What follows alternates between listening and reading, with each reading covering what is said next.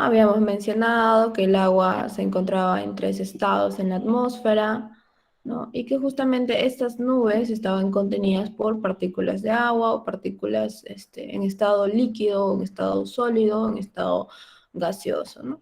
El proceso a través del cual se forman la mayoría de nubes es por el enfriamiento, ¿no? Y nosotros estábamos haciendo un énfasis en el enfriamiento adiabático, ¿no? Habíamos hecho el ejemplo de la parcela de aire, ¿no?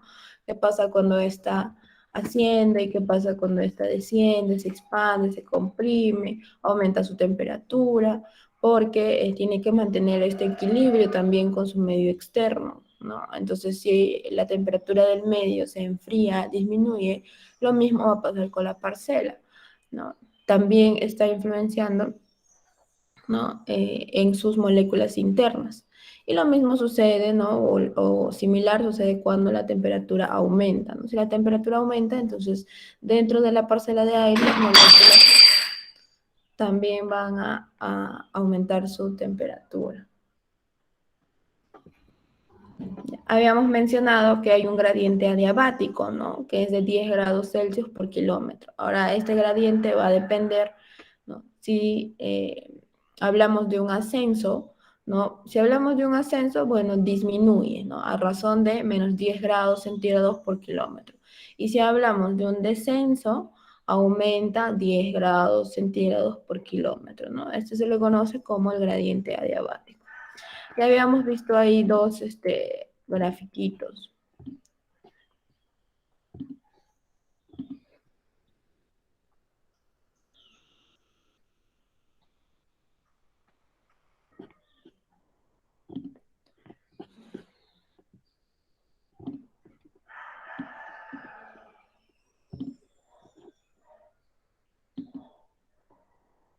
Ya, habíamos visto este grafiquito, ¿no?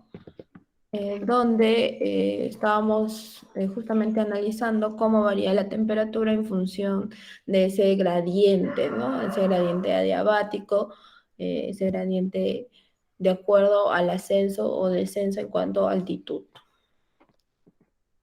¿Ya? Y acá tenemos un gráfico, ¿no? En función del nivel de condensación por ascenso. Entonces, nosotros, ¿qué decíamos que eran las nubes, ¿no? O cómo se formaban las nubes, ¿no? Cuando el aire húmedo alcanza su punto de saturación, ¿no? Entonces, estábamos explicando que, ¿no? La parcela de aire o el aire en general va a ir teniendo este proceso ascendente, ¿no? Para eso estábamos mencionando el proceso de enfriamiento ascendente.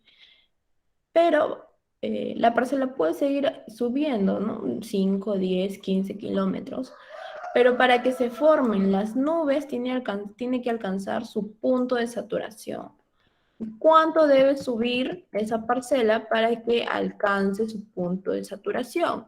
¿No? A ese punto, ¿no? Donde se alcanza ya el nivel de saturación del aire húmedo, se le conoce como nivel de condensación por ascenso, ¿ya? Y va a variar dependiendo de las características del medio, dependiendo de si es un ambiente seco, es un ambiente húmedo, eh, si hay influencia de vientos o no, van a interferir diferentes factores propios también del medio.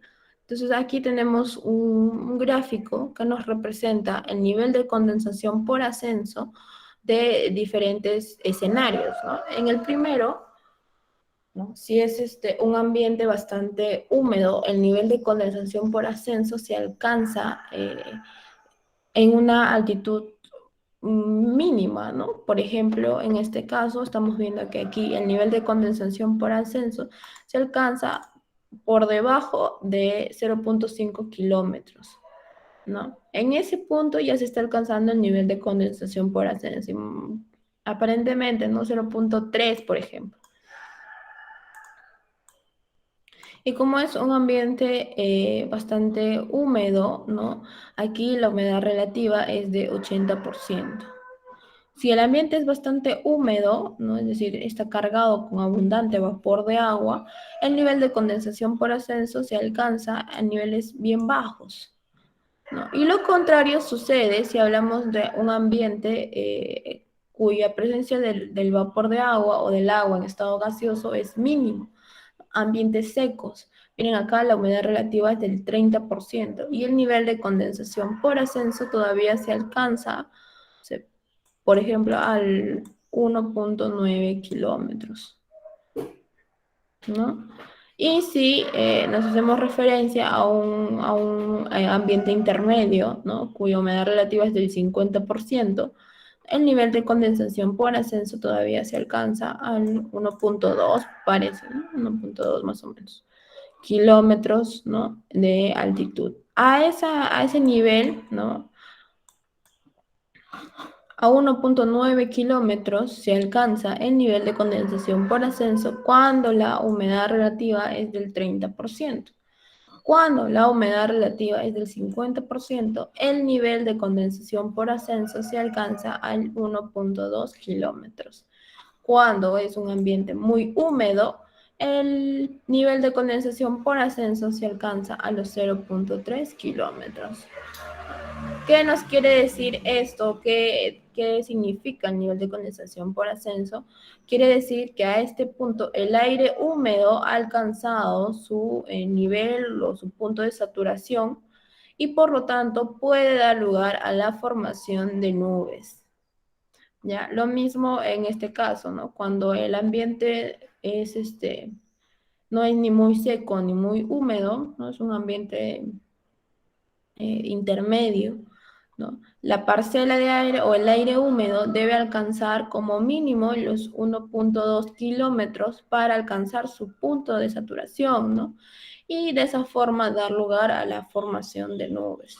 Y en los ambientes más húmedos, ¿no? El nivel de condensación por ascenso se alcanza, ¿no? En niveles bien bajos de altitud, ¿no? Y es en este caso, a ese nivel, que se puede dar lugar a la formación de nubes. ¿Ya?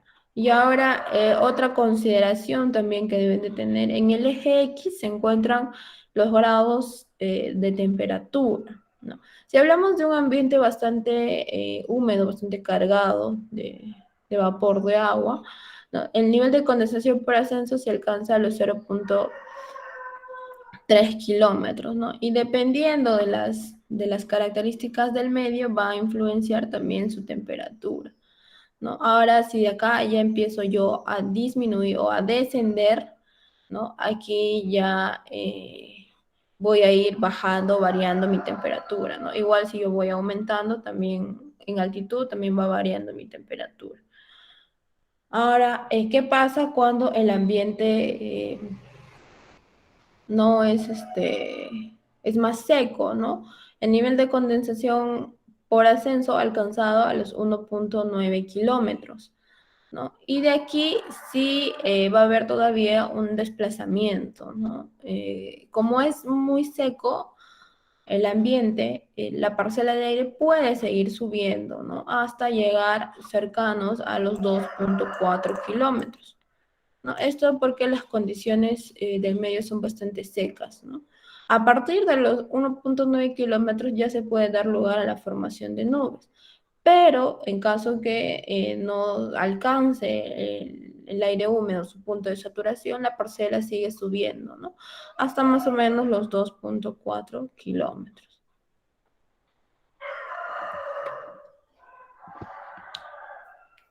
Entonces, acá hay un breve resumen, ¿no?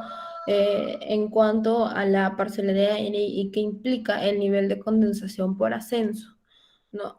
Al momento que la presión y la temperatura externas, ¿no? Estos son presión y temperatura externas,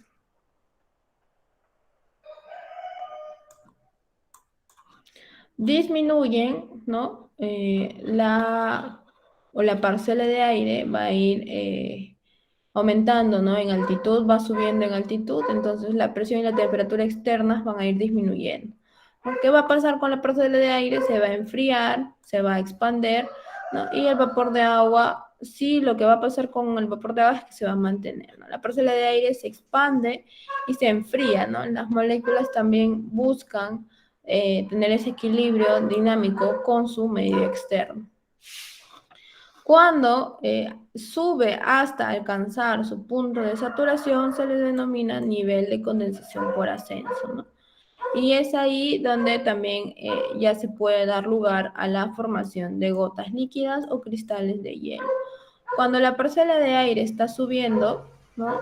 Solo tiene contenido vapor de agua. ¿Ya? Y también lo veíamos en el ejemplo, ¿no? A ver. Acá veíamos que, por ejemplo, la parcela de aire tiene solo vapor de agua, ¿no? ¿Y cómo entonces las nubes tienen vapor de agua, tienen gotitas líquidas y tienen también algunos cristales de hielo? ¿Por qué? Porque justamente cuando ya alcanza su punto de saturación puede dar lugar a la formación de gotas líquidas o de cristales de hielo. Ya dependiendo también de otras características, ¿no? Dependiendo de la zona, del viento, cómo están sus centros de acción, las presiones, ¿no? Van a interferir otros factores también en la formación de las gotas líquidas o de los cristales de hielo cuando el aire húmedo ha alcanzado su punto de saturación, ¿no?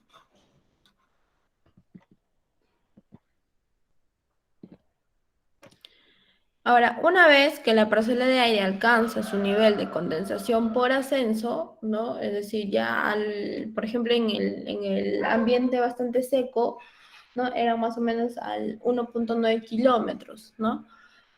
Ya haya alcanzado su nivel de condensación por ascenso, pero la parcela de aire puede seguir subiendo, ¿no? Entonces, cuando se alcanza este nivel de condensación por ascenso, el vapor de agua empieza a convertirse en agua líquida.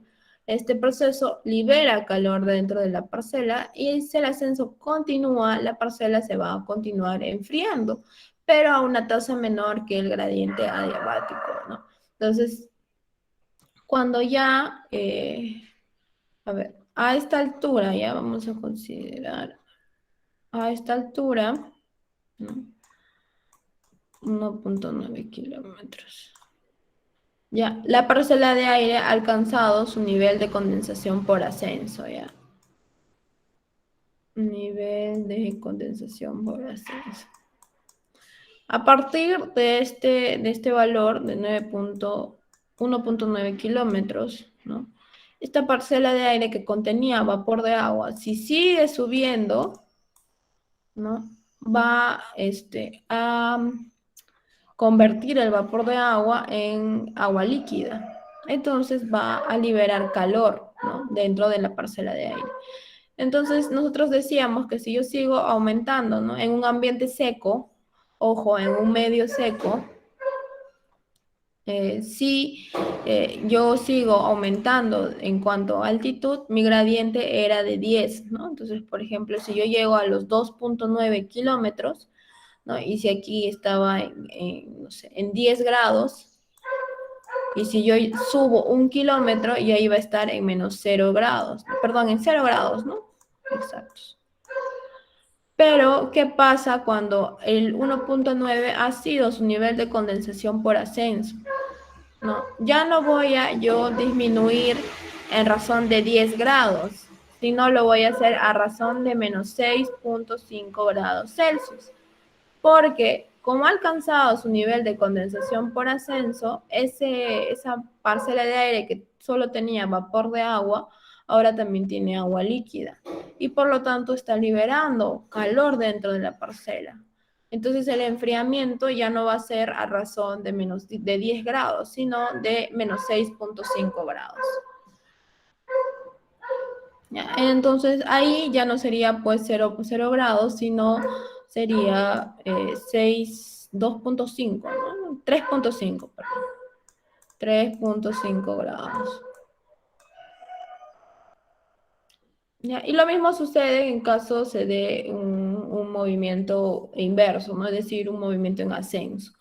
¿no? Por ejemplo, si estoy descendiendo, perdón, y aquí mi nivel de saturación era 1.5, ¿no? Aquí la parcela está descendiendo. Alcanzo aquí mi nivel de condensación por ascenso y tenía como temperatura, no sé, 10 grados.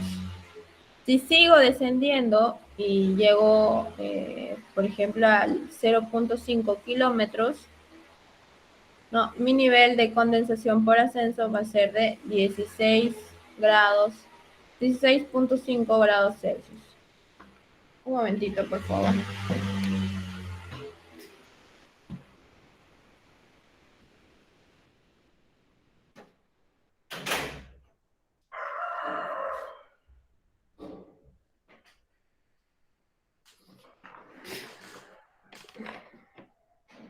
Ya, a ver, ¿alguna pregunta?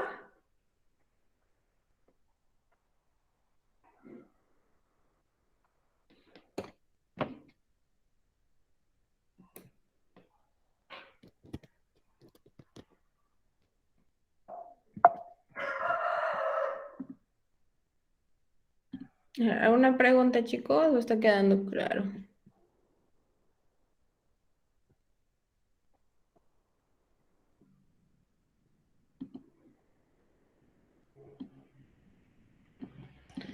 Y esa referencia que les estaba indicando está también graficado, ¿no? En este cuadrito. Ya. Entonces, yo en un ambiente, en un proceso de enfriamiento adiabático, en un medio seco, ¿no? Estaba ascendiendo, ¿no? Mi parcela de aire húmedo está ascendiendo de 0 a 1 a 2, ¿no? Por ejemplo, de 0 tengo en 0 kilómetros, tengo 20 grados Celsius, ¿no? En 10 kilómetros ya he aumentado, ¿no? Perdón, en 1 kilómetro ya ha aumentado 10 grados. Ahora, si sigo aumentando otro kilómetro, serían 2 kilómetros, ya voy a llegar a una temperatura de 0 porque estoy disminuyendo en razón de ese gradiente adiabático, ¿no? En razón de menos 10 grados Celsius por cada kilómetro, ¿no?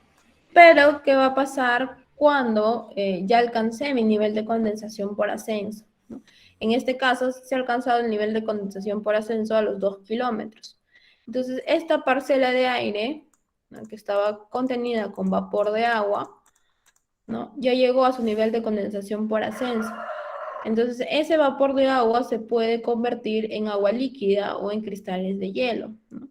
Generalmente, cuando pasan, ni bien pasa su nivel de condensación por ascenso, lo que el estado en el que primero se convierte es en agua líquida.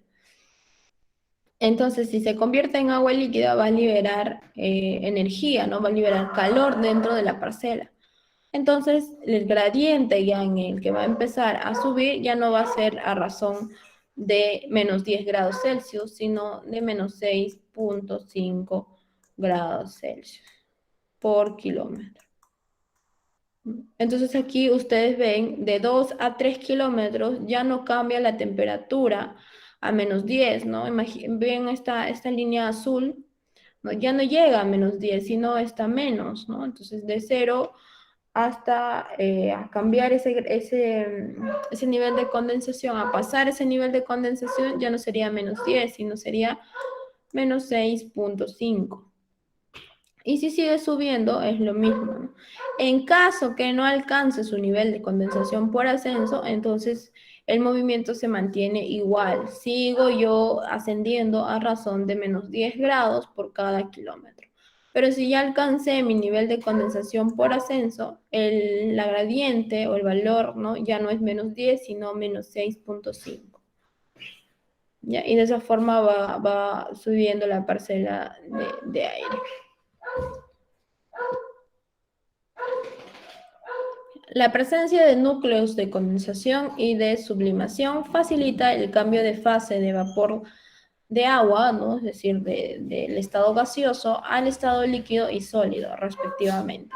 Es decir, la presencia de los núcleos de condensación facilita que el vapor de agua se convierta en gotas líquidas. Y La sublimación facilita que el vapor de agua se convierta en cristales de hielo, es decir, cambie su estado de gaseoso a sólido, incluso antes de que la burbuja ascendente llegue a saturarse. ¿Ya? Entonces, por ejemplo, ¿no? ¿Cómo explicamos esto? Ya estábamos mencionando, ¿no? Este grafiquito. A ver, lo voy a borrar.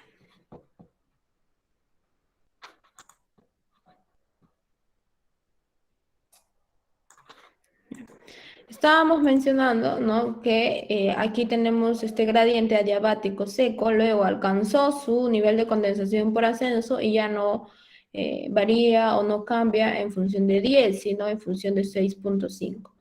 ¿Ya? Cuando existe la presencia, ¿no? de núcleos de condensación, esta parcela de aire húmedo incluso puede convertir ese vapor de agua, ¿no? Estaba así nuestra parcela de aire solo con vapor de agua.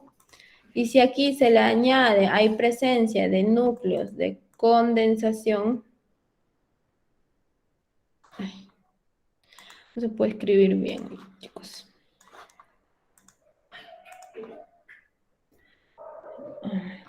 Núcleos de condensación. ¿Ya? Si aquí hay presencia de núcleos de condensación, incluso antes de llegar a los 2 kilómetros, que es mi nivel de condensación por ascenso, entonces, por ejemplo, si yo estoy aquí, alcanzo 1.8 kilómetros de altitud, ahí, ¿no? Si hay presencia de núcleos de condensación, este vapor de agua se puede convertir en gotitas líquidas. Es decir, puede cambiar de gaseoso a líquido. De gas a líquido. ¿Ya? Y lo mismo sucede, ¿no? Si hay presencia de algún proceso de sublimación, ¿no? Este vapor de agua al 1.8 kilómetros, sin llegar a su nivel de condensación por ascenso, ¿no? Puede convertirse de gaseoso y convertirse a sólido. ¿No? Es decir, formar, ¿no? Los que se denominan cristales de hielo, ¿no? Formar pequeñas estructuras de agua en estado sólido. ¿Ya? ¿Y qué son los núcleos de condensación o qué son aquellos componentes que forman parte de la sublimación? ¿No? Son justamente unas partículas pequeñísimas que favorecen procesos atmosféricos, como la condensación, la sublimación y la congelación, ¿no? Ahora, cuando hablamos de un proceso de condensación, es convertir de gaseoso a líquido, y un proceso de sublimación de gaseoso a sólido, ¿no? Y de congelación es de líquido a sólido. Ahora, lo que nosotros vamos a hacer énfasis es en los dos primeros, porque estamos hablando de una parcela de aire que tiene vapor de agua. El vapor de agua está en estado gaseoso, entonces a mí me interesa que se convierta en estado líquido o se convierta en estado sólido, ¿no? Y de esa forma voy a dar lugar a la formación o a la presencia, perdón, ¿no? de otros factores, eventos meteorológicos, ¿no? Como las lluvias, la precipitación, la formación de nieve, ¿no? Por ahí la caída de granizo, ¿no? Diferentes factores meteorológicos que ya se involucran, ¿no? En esta, en esta razón, ¿no? Ya de la presencia de gotas de agua líquida o pequeñas estructuras de hielo dentro de las nubes. De esta manera se permite la formación de nubes, y al momento de hacer crecer las gotitas o cristales suspendidos hasta ganar suficiente peso para caer por gravedad hacia el suelo, podemos hablar de lluvias, ¿no? De precipitación. Entonces aquí tenemos, por ejemplo, ¿no? El tamaño medio de las gotitas de nubes. Cuando ha alcanzado su nivel de condensación por ascenso, ¿no?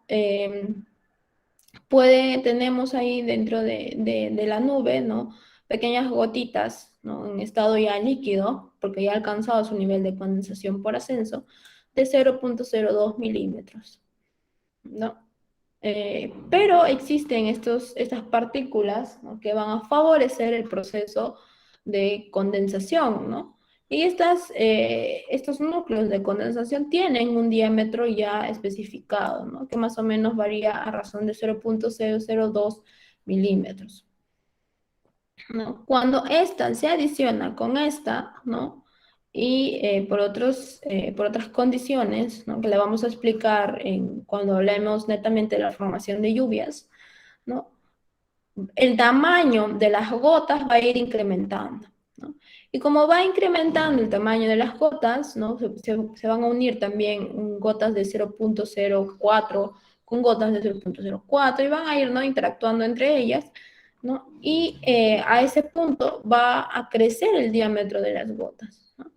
¿Cuánto es el diámetro que tienen que alcanzar estas gotas, ¿no? Para descender o para formar la precipitación? 2 milímetros como mínimo, ¿no? Cuando el diámetro de las gotas en las nubes, ¿no? Alcancen valores cercanos a los 2 milímetros o los 2 milímetros, es cuando empiezan a descender, ¿no? Porque ya tienen suficiente peso que les va junto con acción de la gravedad, los va a jalar hacia el suelo, ¿no? Entonces lo va a hacer descender. Y ya tenemos ahí la manifestación de lluvias.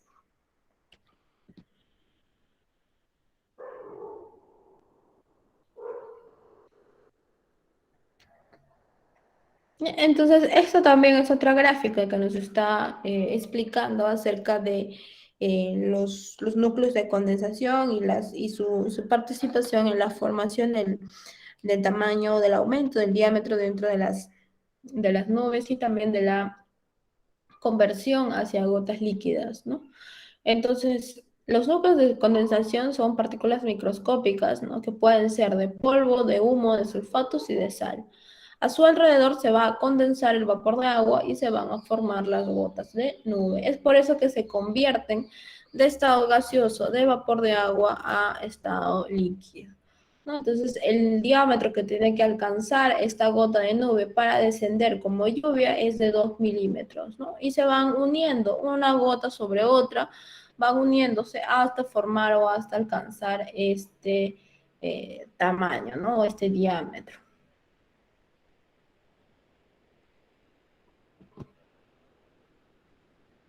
Solo pasarán a la fase de hielo cuando la temperatura sea muy fría o cuando los núcleos de sublimación se hagan efectivos y eficaces, permitiendo el paso de gotitas de agua líquida a cristales de hielo. Podrán existir nubes formadas mayoritariamente por gotitas de agua e incluso sobreenfriadas a temperaturas ambientales negativas con cristalitos de hielo o nubes con solo cristalitos de hielo. ¿Qué quiere decir esto? Para tener la presencia de cristales de hielo dentro de las nubes, las temperaturas deben también permitir que esto suceda, ¿no? Entonces, si estamos hablando de una zona calurosa, por ejemplo, con temperaturas medias de 20 grados, 22 grados, 25 grados, es imposible, ¿no? Que se pueda dar lugar a la formación de hielo, porque recuerden cuál es su temperatura para que el agua se solidifique, para que se congele, 0 grados, ¿no? Entonces, si no está bajo esta temperatura, ¿no? Es muy difícil que se formen los hielos.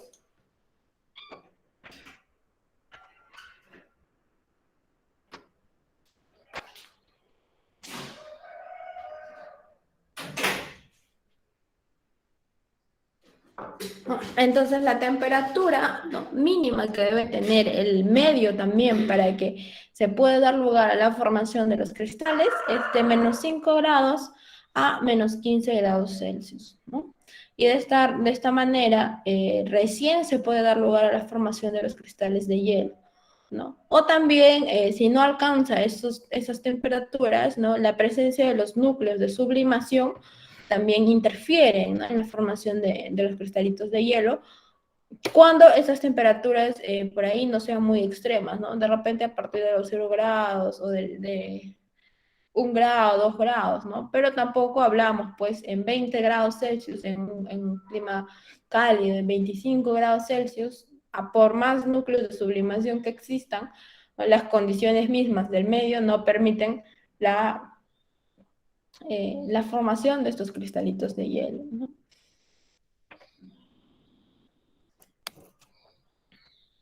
¿Cuáles son los mecanismos de ascenso en la atmósfera, no? Los tipos y movimientos verticales importantes que ocurren en la atmósfera y proveen el ascenso inicial del aire para después terminar el tipo y extensión de las nubes, ¿no? Hablamos principalmente de 3 mecanismos de ascenso. Los frentes, el ascenso orográfico y el ascenso convectivo, ¿no? Es decir, son los mecanismos iniciales, ¿no? Que van a promover el ascenso inicial del aire, ¿no? Y este movimiento inicial del aire finalmente va a terminar con el tipo, con el género y la especie de la nube, ¿no? Por ejemplo, aquí tenemos la presencia de frentes, ¿no? En los sistemas de bajas presiones móviles, sabemos que estas perturbaciones llevan asociadas diversos tipos de frentes o zonas de discontinuidad. Un momentito, por favor, voy a poner a cargar la computadora.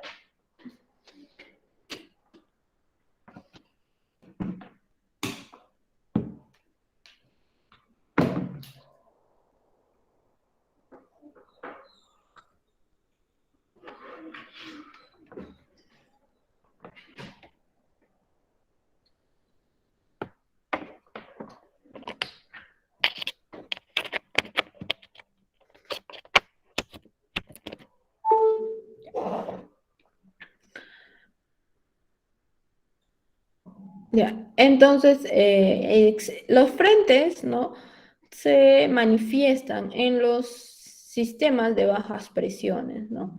Sabemos que estas zonas están asociadas a diversos tipos de frentes o zonas de discontinuidad que separan masas de aire de características distintas, ¿no? Es decir, hay una separación o una diferenciación entre la masa de aire caliente y la masa de aire fría, ¿no? Y esto se da o se lleva a cabo justamente en las zonas de bajas presiones, ¿no? Ahora, en su desplazamiento, ¿no? Estas masas de aire fuerzan la elevación de las capas de aire menos densa que se encuentra delante, ¿no? Y por lo tanto, van a desplazar a la que es menos densa, ¿no? Dando lugar a las nubes de diversa índole, ¿no? Y nivel, ¿no? A este desplazamiento de la masa de aire o del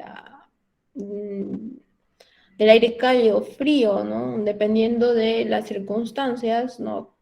Que se va a desplazar hacia la parte inferior, ¿no? Este desplazamiento hacia la parte inferior, ¿no? Va a proveer de ciertas características a las nubes, ¿no? Entonces, en los frentes hablamos de nubes que también están influenciadas por vientos, ¿no? Debido a que son nubes de estados altos, ¿no? Son nubes que se forman en las partes más altas de la troposfera, ¿no? Ahora, ¿qué va a pasar en este escenario, ¿no? Acá tenemos la presencia de una masa de aire cálido y una masa de aire frío, ¿no? ¿Qué va a pasar en esta situación, ¿no? Ahora, cuando estas se van a encontrar, ¿no? Se encuentra la masa de aire cálido y la masa de aire frío, ¿no? La masa de aire más densa, ¿no? Es la que va a aumentar o que va a subir, ¿no? Se va a desplazar hacia la parte inicial. Entonces, esta masa de aire, ¿no? Por ejemplo, en este caso es la cálida, también está cargada de vapor de agua, ¿no? Y esta masa de aire cálida, al momento de empezar su desplazamiento, su ascenso, ¿no? Hacia las partes más altas, ¿no? Va a alcanzar su nivel de saturación, su nivel de condensación por ascenso y va a dar lugar a la formación de nubes, ¿no? Conforme va aumentando, ¿no? en altitud, ¿no? Y también aunado a vientos, ¿no? Que se puede dar la presencia de vientos en lugares muy altos, ¿no? Eh, Va a dar lugar a diferentes clases de nubes, ¿no? Ustedes acá ven, por ejemplo, AC, CB, CS, CI, ¿no? Son diferentes géneros y especies de nubes. Con con la presencia, con la interacción de los frentes, lo que generalmente se producen son vientos del género estratiformes, ¿no? Pero la especie va a ir variando también de acuerdo a las características del tiempo y a las características o a la presencia de los vientos, ¿no? En esas zonas. Y aquí ustedes ven que el movimiento también que tiene es más directo, ¿no? Y esto debido pues a las condiciones del medio. Ahora, en este caso, en el ejemplo de abajo, en el refinito de abajo, ustedes también están viendo la presencia, ¿no? De aire cálido y de aire frío. ¿Cuál es la diferencia? ¿No? En este caso, el que se movía o se desplazaba, ¿no? Al encuentro de la otra masa era justamente el aire frío, ¿no? ¿Qué pasa cuando el que se desplaza es el aire cálido, ¿no? O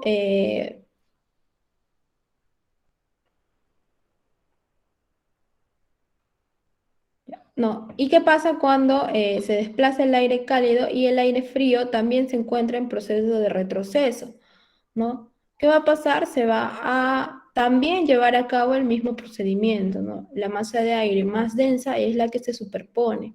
Las masas de aire cálidas suelen ser más densas que las masas de aire frío, por eso es que siempre estas se superponen una sobre otra, ¿no? Aquí hablábamos de que las dos iban a su encuentro, ¿no? Tanto el aire frío como el aire cálido, pero aquí el aire frío está en retroceso, ¿no? No está yendo al encuentro de la masa de aire cálido, ¿no? La masa de aire cálida está avanzando, pero el aire frío también está en retroceso.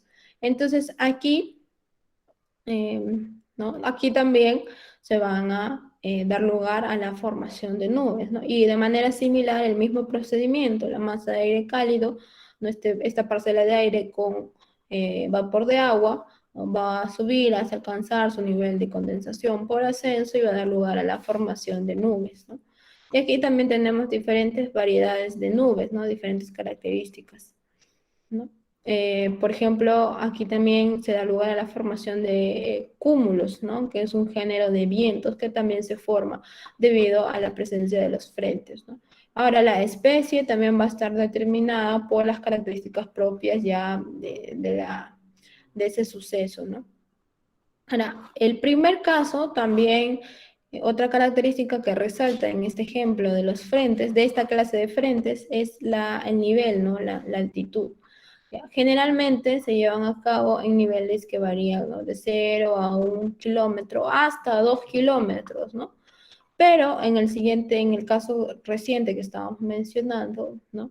Debido a que hay un retroceso del aire frío, ¿no? Esta superposición se va a dar todavía a niveles muy altos, ¿no? Por ejemplo, 4 kilómetros, 8 kilómetros. Recién en esas características se da lugar a la formación de esta clase de nubes. Y aquí, por ejemplo, tenemos, ¿no? Los cúmulos, los altos cúmulos, justamente esto ya haciendo referencia al otro proceso, ¿no? De orografía. La orografía o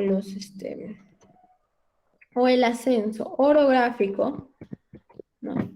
No genera nubosidad, ¿no? Por sí misma, pero representa un obstáculo para el movimiento de las masas de aire. ¿Y qué se debe o qué es la orografía, ¿no? ¿O a qué se debe este nombre o esta nomenclatura? ¿No? Es justamente que la presencia puede ser, ¿no? De una montaña, por ahí una formación natural que cuando está viniendo, ¿no? Se está acercando una masa de aire, va a chocar con esa formación natural y lo que va a hacer es lo va a elevar, ¿no? Obliga al aire a ascender y a enfriarse frecuentemente, ¿no? El resultado es la formación de nubosidad de carácter orográfico en la zona donde incide el flujo aéreo, ¿no? a barlovento de la cadena montañosa, ¿no? ¿Qué quiere decir esto? Que la masa de aire que está ingresando, ¿no? Hacia este lugar, por ejemplo, aquí es una ciudad que tiene presencia de una colina, ¿no? Ni siquiera es una montaña, es una colina, ¿no? La masa de aire que está llegando ya no puede seguir el mismo movimiento o la misma dirección de desplazamiento, ¿no? Porque acá hay un frente, perdón, una estructura natural que va a impedírselo, ¿no? Entonces choca con esa estructura y lo que hace es ascender, la obliga a ascender, ¿no?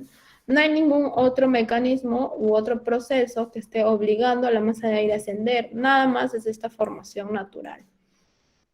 ¿Cómo le está obligando a ascender? Pues va a formar nubes, ¿no? Y estas nubes se denominan nubes de origen orográfico.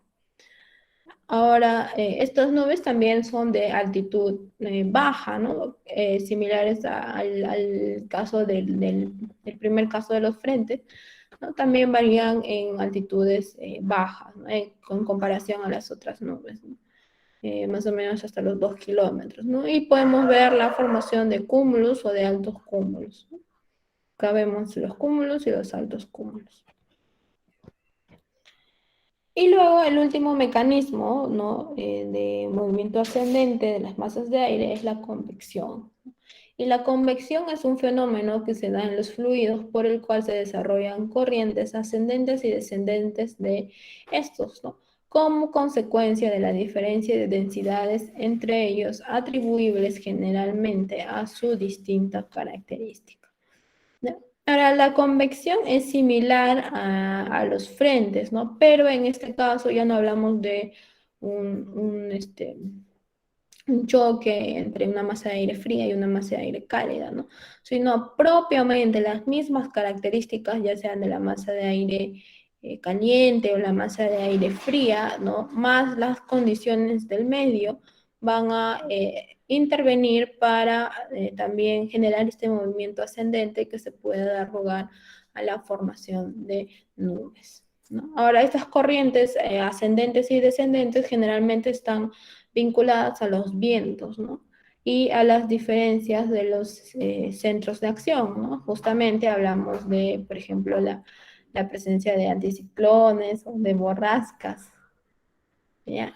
Todas estas características que ya van a ser propias, ¿no? De la zona del medio también van a dar lugar a la formación de nubes, ¿no? Y esto lo hacemos referencia como un mecanismo de convección, ¿ya?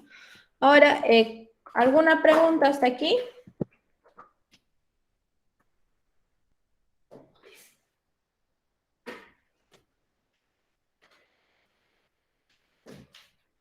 Miss, Dime. Miss, buen día. Bueno, me queda una duda solamente en esa parte del del nivel de congelamiento atmosférico, cuando usted indica que hasta el punto 8 cuando llega, se encuentra con los nucleones. A partir del 1.8 hacia arriba, ¿vamos a ir considerando 6.5 o...? Ya, aquí. Sí, sí, en el nivel de condensación usted nos indica que, que se encuentra en el kilómetro 1.8 con los nucleones de condensación, el vapor de aire se condensa, ¿no? Y se sigue se- ascendiendo, vamos a considerar el 6.5 ya, menos 6.5. en este caso todavía no ha alcanzado su nivel de condensación por ascenso, ¿no? Cuando llega a los 2 kilómetros es cuando recién alcanza su nivel de condensación por ascenso. Ahí recién va a cambiar el gradiente a 6.5. ¿Ya? Cuando hay presencia de núcleos de condensación, lo que hace es convertirlo de gaseoso a líquido o cuando hay sublimación de gaseoso a sólido.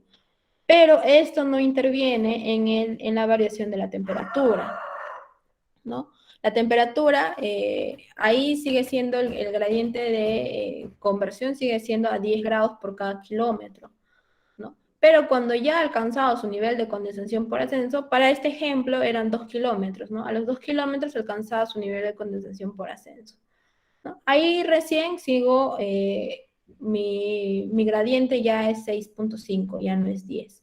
¿Qué hacen los núcleos de condensación? Entonces, ¿para qué se utilizan los núcleos de condensación, ¿no?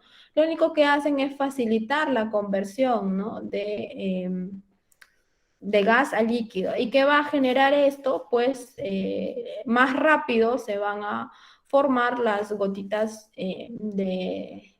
el diámetro de estas gotitas se van a ir uniendo unas sobre otras más rápido, ¿no? Y por lo tanto la precipitación también se genera más rápido y a menor altitud. ¿Ya? Ahora, aquí todavía hasta los 2 kilómetros el gradiente de temperatura sigue siendo 10, ¿no? Cuando aumenta y ha llegado a su nivel de condensación por ascenso, ahí recién varía. Mientras tanto, no, sigue siendo 10. Aunque exista la presencia de núcleos de condensación, aunque exista la presencia de núcleos de sublimación. ¿Ya? Ingeniera, gracias. Ya. Gracias, Tadeo. Entonces, cuando veíamos el caso de la radiación, ¿no? Y estábamos analizando la radiación difusa o la radiación global, ¿no? Hablábamos de días nubosos, ¿no? Con alta nubosidad y días claros o despejados, ¿no? En este caso, estamos ya haciendo énfasis o vamos a trabajar con el cálculo exacto de la nubosidad, ¿no? Y yo les he estado explicando de manera bastante rápida cómo se calculaba o cómo se determinaba si era despejado o si estaba nuboso o muy nuboso. Y el cálculo de la nubosidad se realiza a través de la observación. Entonces, ¿qué quiere decir? Yo a través de una fotografía o de una observación directa, es que yo voy a calcular el nivel de nubosidad en una zona determinada. Y en este caso, recuerden que como es observación directa, ¿no? Y es en un momento establecido, ¿no? Después de ese momento, de esa hora establecida, las características de nubosidad pueden variar, ¿no? Por ejemplo, este, yo estoy observando a las nubes ahora a las 7, 8 de la mañana y cuando yo quiero volver a observar en el mismo lugar, estas características pueden variar. Entonces, cuando se hace el cálculo de nubosidad, lo que se establece, ¿no? Y al igual que cuando se hace cualquier otra evaluación de cualquier otro parámetro meteorológico, siempre deben considerar el lugar, ¿no? El día y la hora exacta en la cual ustedes están observando, ¿no? Porque las características varían, ¿no? Una hora después ya es diferente, media hora después ya es diferente, ¿no? Sobre todo en estas condiciones, por ejemplo, que varían mucho por la observación, ¿no? La unidad de medida, cuando yo quiero calcular la nubosidad, se llama octa, ¿ya? Y corresponde a la octava parte de la bóveda celeste. En el lado derecho ustedes están viendo un símbolo y dice extinción en un cielo cubierto, 0 de 8, 1 de 8, 2 de 8, 3 de 8, poco nuboso, nuboso, muy nubosos, cubierto, ¿no? ¿Cómo vamos a identificar esto? Ahorita lo vemos. Esto 0.8 se refiere a cuántas octavas de este círculo, ¿no? Están tapadas con nubosidad, ¿no?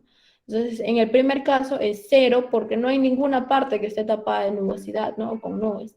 Y en el caso extremo, en el de abajo, todo está tapado, entonces por eso es 8 de 8.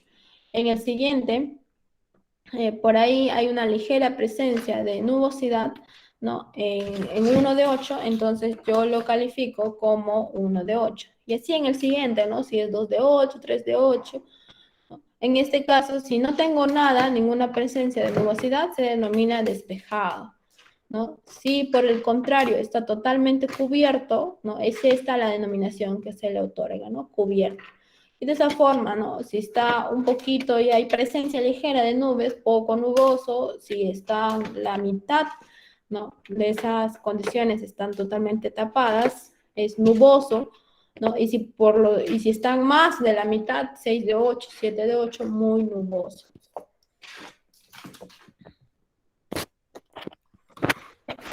A ver. Por ejemplo, ¿no? Esta es una fotografía no, de un lugar en Huánuco, me parece de Huánuco, Pampa. Ya. En un momento, por ejemplo, esto ha sido el año 2020, enero, me parece, o marzo del 2020,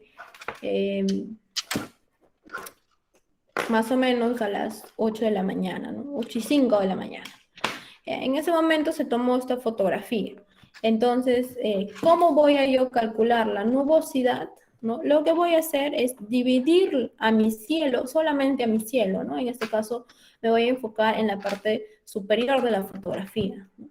Entonces, solo quiero yo saber qué tan cargado de nubes estaba o no ese lugar. Entonces, lo primero que ustedes pueden hacer es dividirlo, ¿no? El cielo en la mitad, ¿no? Y jalan su línea, ya sea horizontal o vertical, ¿no? Entonces, por ejemplo, aquí mi línea es horizontal, ¿no? Lo divido en la mitad. Lo voy a intentar hacer con otro color. Ya, aquí voy a dividir en la mitad, ¿no? A mi cielo. Ahora, ¿qué más voy a hacer? Lo tengo que dividir en 8 partes. Entonces voy a volver a dividirlo por la otra mitad. Entonces aquí lo divido por la otra mitad. Y de esa forma, ¿no? Ya tengo 1, 2, 3 y 4. Tengo que dividirlo en 8. Entonces hago una división diagonal, ¿no? Para un lado y lo mismo hago para el otro lado. Y ahí tengo 1, 2, 3, 4, 5, 6, 7 y 8. Ya, se enfocan siempre en la parte del cielo, ¿no? No tanto ya en la parte de abajo de la fotografía, sino en la parte inicial, ¿no? En la parte superior. Entonces ya tengo 8, ¿no? Partes sombreadas, ¿no? Entonces yo voy acá a calificar cuál es el estado de nubosidad en el cielo. Y ahora esta clasificación también va a depender del observador, ¿no? Entonces, para mí, ¿no? Para mí esta parte está totalmente cubierta, ¿ya? Entonces a esto le voy a denominar que está totalmente cubierta. ¿Qué parte más? Esta también está totalmente cubierta, ¿no? De ahí, a ver, esta ligeramente, pero si ya está más de la mitad de esa octava cubierta, entonces también le voy a denominar que ya está cubierta, ¿no? Aquí también, ¿no? Y por ahí este también, ¿no? Entonces tengo 1, 2, 3, 4 y 5. 5 de 8. Me voy a mi cuadrito anterior. 5 de 8, nuboso. ¿Cuál es la característica o cuál es el cálculo de nubosidad? ¿No? Aquí, el primero es 5 octas. ¿Qué me indican? Eso que las características en esta zona son nuboso o es nuboso, ¿ya? De acuerdo a mi cuadrito o mi gráfico de aquí, ¿ya? Ahora, si para mí esto también implica más, ¿no? Y de ahí ya no, entonces serían 6 octas, ¿no? Si para mí esto no es, entonces serían 4 octas, ¿no? ¿Cómo yo identifico, cómo yo digo, sí, este es nuboso, ¿no? La mitad de su cuadrante, cuando ya está cubierto por nubes, ya ese cuadrante lo consideran pues ya dentro de su valoración, ¿no? Por ejemplo, aquí, ligera presencia de nubes, ¿no? No lo estoy considerando. Igual aquí hay una partecita, aquí otra, pero no me parece que está cargado, ¿no? Y lo mismo aquí, ¿no? Hay ligeras presencias, pero no está cargado. Para mí, porque es mi observación. Así para ustedes sí es, entonces ya va a variar por ahí la clasificación. Ahora, cuando es una observación y el instrumento de medida son nuestros ojos, es muy subjetivo, ¿no? Y depende de las características del evaluador, ¿no? De la experiencia del evaluador. ¿Ya? ¿Alguna pregunta con respecto a este cálculo?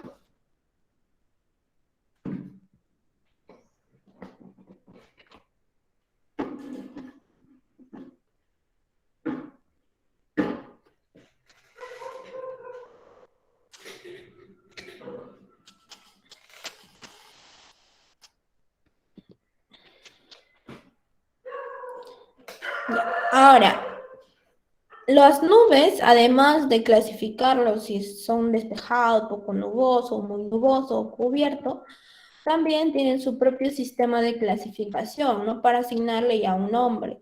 Este puede ser por su origen, por su movilidad, por su naturaleza, por los niveles atmosféricos que ocupa o por su forma, ¿no? Generalmente hablamos de aquellas ya cuando hacemos énfasis a las nubes propias, hablamos de su forma y de los niveles atmosféricos que ocupan, ¿no?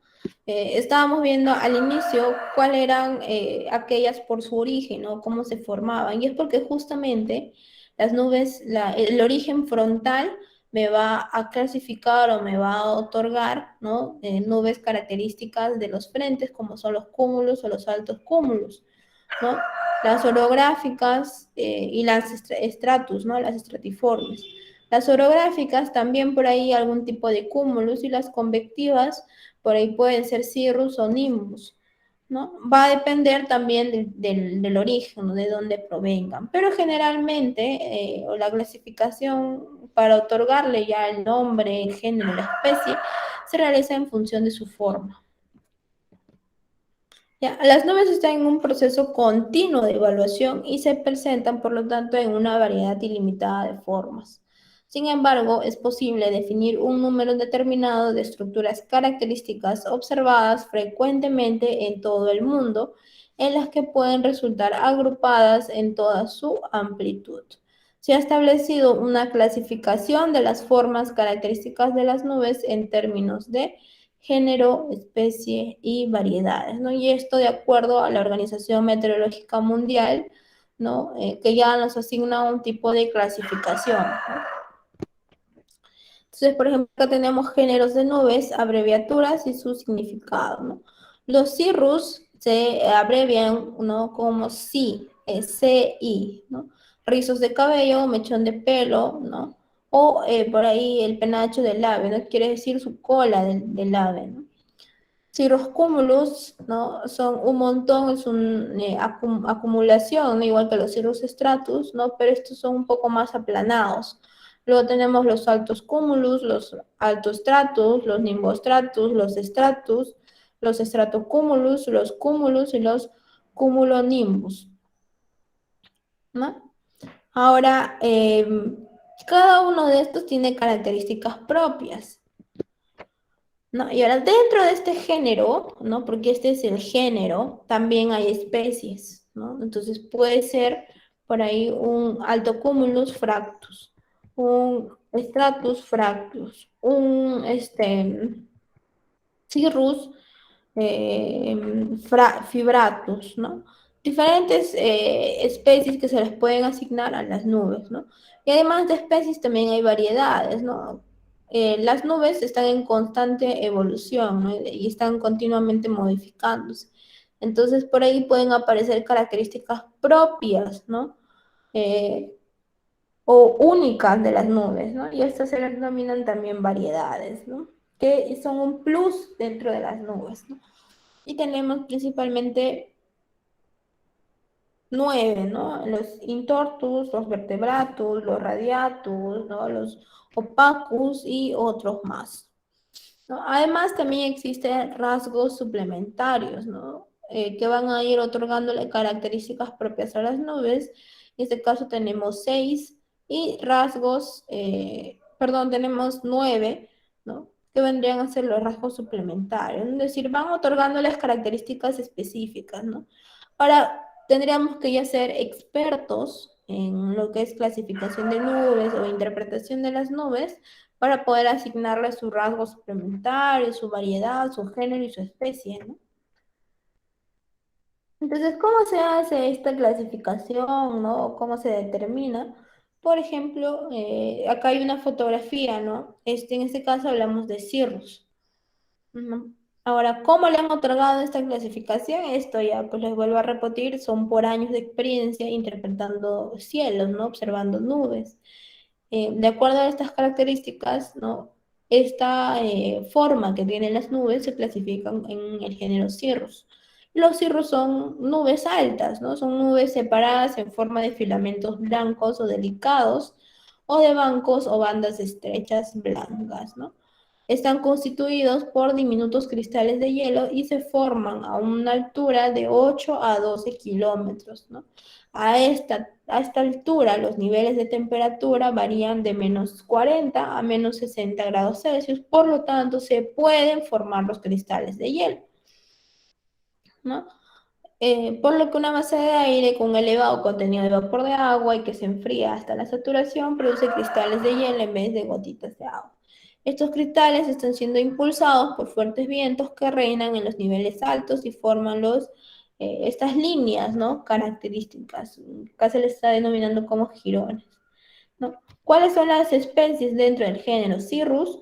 Cirrus fratus, Cirrus uncinus, Cirrus spisatus y Cirrus flocus, ¿no? También tenemos variedades, ¿no? Cirrus intortus, radiatus, vertebratus y duplicatus, ¿no? Se presentan generalmente en aquellos lugares con características de buen tiempo, ¿ya? Pero si avanzan organizadas y aumentando progresivamente hacia el horizonte, puede significar el cambio del tiempo, ¿ya?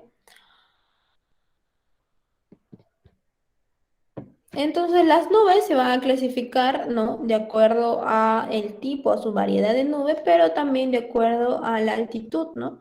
Nubes bajas de 0 a 2000 metros o de 0 a 2 kilómetros, nubes medias de 2 a 7 kilómetros, nubes altas de 5 a 13 kilómetros, ¿no? Pero dentro de estas nubes también, o de la altitud, ¿no? También se encuentran qué tipo de nubes se van a formar. Nubes altas, ¿no? Hablamos de los cirrostratus, de los cirrocúmulos, ¿no? Nubes bajas, los estratus, los estratocúmulos o los nimbostratus, ¿no? Generalmente los estratos, los estratocúmulos de origen orográfico, ¿no? Pero que son aquellas que se forman por la presencia justamente de esa barrera natural. Ahí no tienden a ascender mucho, ¿no? Entonces, por ejemplo, acá tenemos nubes de clase baja, como los estratus, los estratocúmulos, ¿no? Los numbostratus. Nubes medias, los altocúmulos, los altoestratus.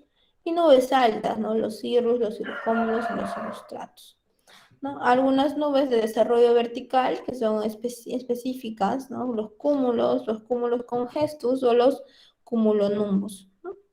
Y cada una ya va adquiriendo características propias, ¿no? Características específicas.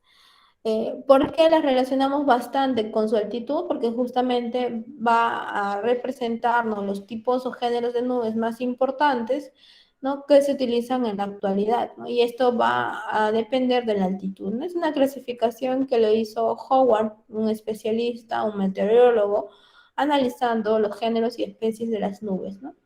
Además nos da una idea de cuál es el nivel que ocupa en la troposfera, ¿no? Entonces, si hablo de nubes bajas, ¿no? Hablo de nubes estratus o de estratocúmulos, incluso los estratos están bien cercanos a las nieblas, ¿no? Los cúmulos voy aumentando ya en temperatura y los más altos que se pueden formar son los cirros, ¿no? Ahora, otra característica es que, por ejemplo, existen nubes cuya altitud es baja, pero se desplazan hasta los 15 kilómetros, como por ejemplo los cumulonimbus, ¿no?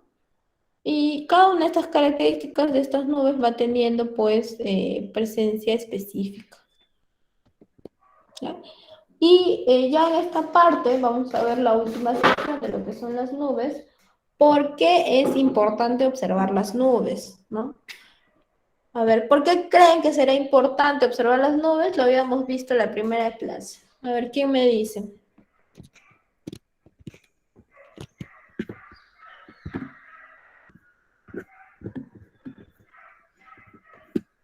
A ver, chicos, ¿por qué será importante estudiar las nubes? Lo habíamos mencionado, me parece, la clase pasada. ¿Por qué observamos a las nubes o por qué analizamos a las nubes?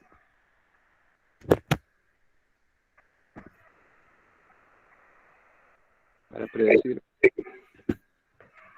Claro, no es un medio es un pronóstico, ¿no? Que se le puede hacer. A ver, ¿alguien más? Ingeniero, ¿nos va a indicar si va a haber lluvias o, como dijo mi compañero, pronósticos?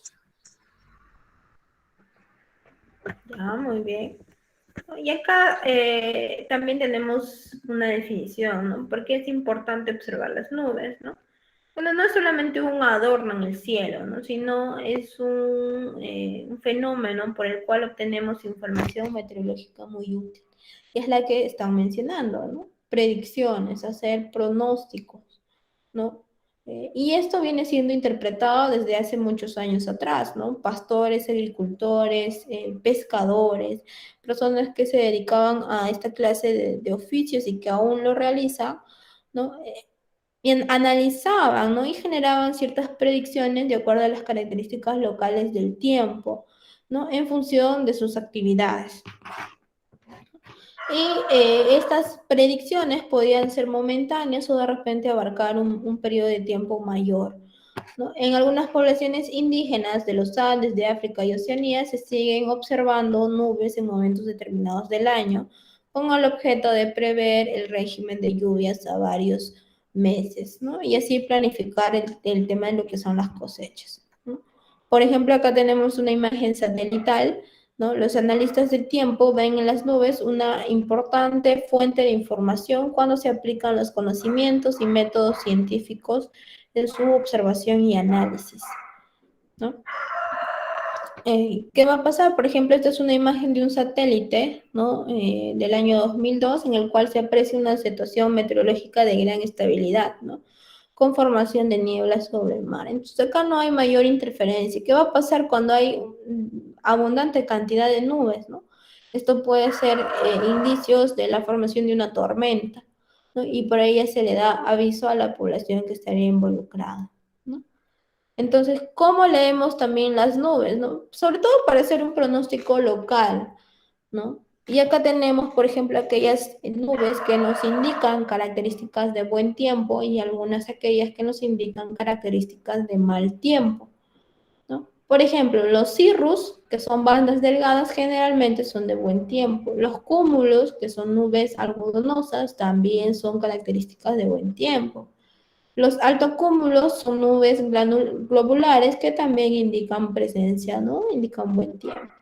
Por ejemplo, estas nubes generalmente se presentan en temporada de verano, ¿no?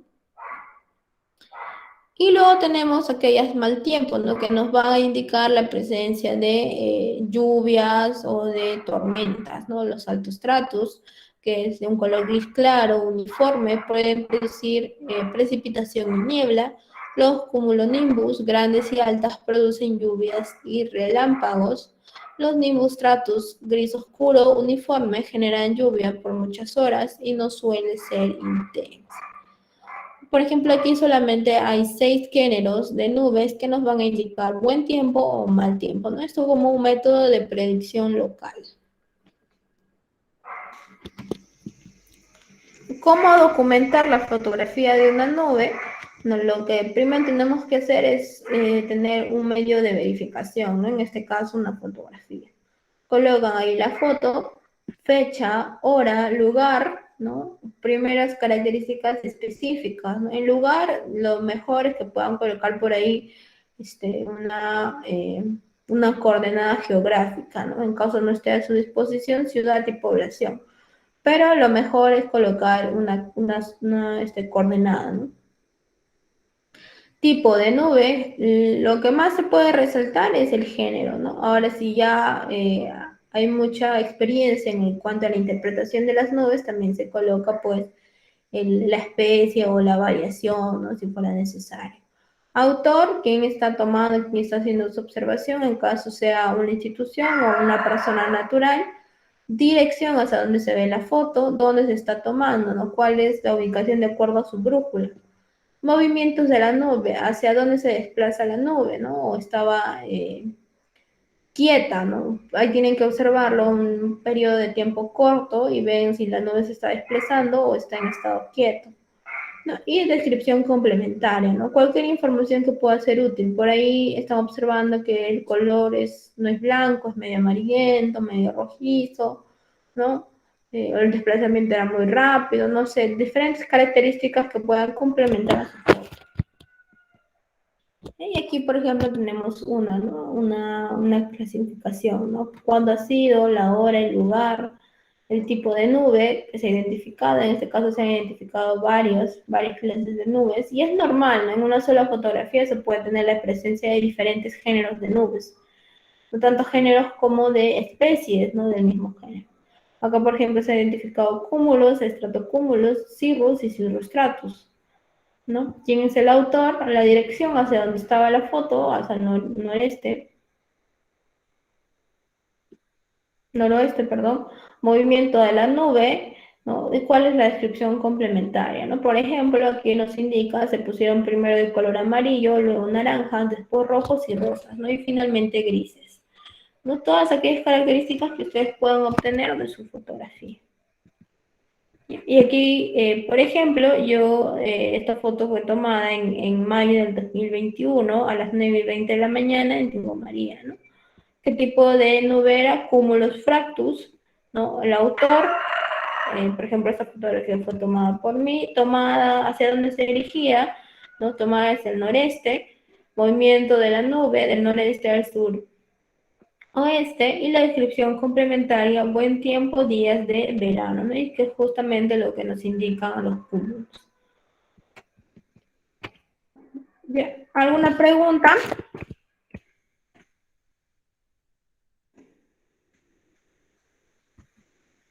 Ya, muy bien. Entonces, para la siguiente clase, cada uno me toma una fotografía, ¿ya? De lugar donde se encuentren y le hacen su clasificación, ¿ya? De acuerdo a este ejemplo. ¿De dónde van a sacar los géneros? Yo les voy a proporcionar un manual para que ustedes se puedan guiar. A ver, ahorita les muestro. De las otras características son más sencillas, ¿no? De poder analizar. Ahora, de repente, ¿cuál es el género? Es ahí donde podemos tener por ahí una confusión, ¿no?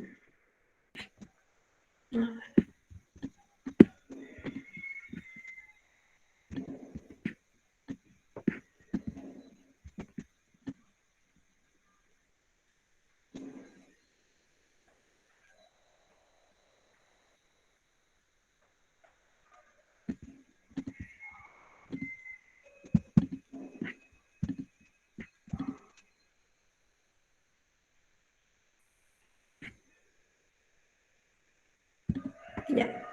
En este PDF ustedes van a encontrar información, ¿no? De que están los géneros, por ejemplo acá la fotografía que estuvimos analizando, y diferentes clases de imágenes para que ustedes se puedan guiar e identificar de manera correcta el género. Lo principal es el género, ahora la especie, la variedad, eso ya puede variar mucho, ¿no? Y eso pues sería requerir demasiada especificación cuando recién estamos empezando a observarlo, ¿no?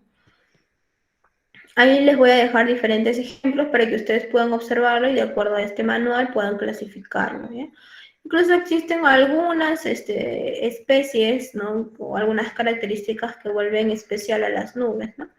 Y aquí en el manual hay diferentes categorías. Incluso aquí hay, por ejemplo, 4, 5, 6, 7, 8, 9, 10. Y en la parte de aquí, de abajo, están a qué género pertenece, ¿ya? Ustedes para que ahí puedan utilizarlo. Yo les voy a compartir este manual en el Classroom para que también puedan subir por ahí su fotografía, qué tipo de género es. ¿Ya? Ahora, no solamente me hacen la clasificación de género, sino también evalúan cuánto es su nubosidad. Si es muy nuboso o no es nuboso, ¿ya? Muy despejado, despejada, de repente no tenía mucha presencia de nubes, ustedes lo identifican. ¿Ya? Entendido, ¿verdad? Sí, ingeniera. Ingeniera, Sí, Ya, muy bien. ingeniera, Listo. le habla Vara Laurencio, ingeniera. No le quise interrumpir sobre la clase y le pedir que me considere en la lista, por favor, ingeniera.